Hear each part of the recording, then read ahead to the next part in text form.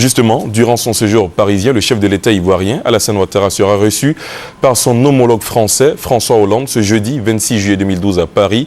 Au menu de cette rencontre qui se tiendra à l'Élysée, plusieurs sujets seront abordés, notamment la question de la réconciliation, la révision des accords de défense et la situation économique de la Côte d'Ivoire. Les enjeux de cette visite dans ce récit de Laurent Banga.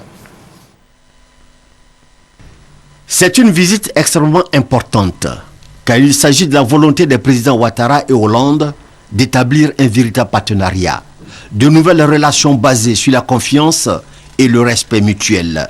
Des sujets très sérieux seront débattus, mais nous retiendrons ceux qui pourraient occuper une place de choix. D'abord, la question de la réconciliation nationale.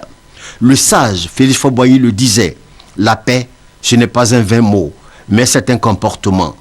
Le président Alassane Ouattara le sait. C'est pourquoi ces efforts quotidiens en faveur de la paix vont se poursuivre de manière à renforcer davantage la cohésion nationale. La France est certainement prête à accompagner la Côte d'Ivoire. Nous restons convaincus que François Hollande et le président Ouattara parleront de ce sujet vital, car sans la paix, aucun développement durable ne peut s'obtenir. L'autre enjeu, la sécurité, c'est depuis 1961 que la Côte d'Ivoire et la France ont signé un accord de coopération en matière de défense. Ces accords n'ont jamais évolué. Pire, ils sont demeurés cachés. Sous Nicolas Sarkozy, ancien président français, ces accords ont connu un début de changement. Aujourd'hui, François Hollande et Alassane Ouattara iront sans nul doute en profondeur en offrant à leurs pays respectifs un accord de défense qui tienne compte des intérêts de leurs deux pays. Cependant, Paris, grande puissance mondiale, apportera, à n'en point douter, sa contribution à la formation d'une nouvelle armée ivoirienne. Une armée ivoirienne à la dimension de celle des pays développés, c'est-à-dire une armée professionnelle.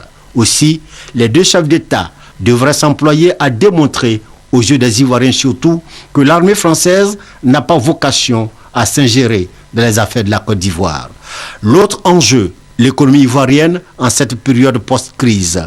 Comme l'a dit le ministre de l'économie et des finances Charles Dibi Kofi, avec l'atteinte du point d'achèvement, la Côte d'Ivoire est remise sur le chantier d'une croissance durable, soutenue et inclusive. Pour atteindre un tel objectif, l'appui de Paris est nécessaire à la Côte d'Ivoire. Lors de sa visite d'État en janvier dernier en France, le président Ouattara avait demandé aux opérateurs privés français à revenir en Côte d'Ivoire.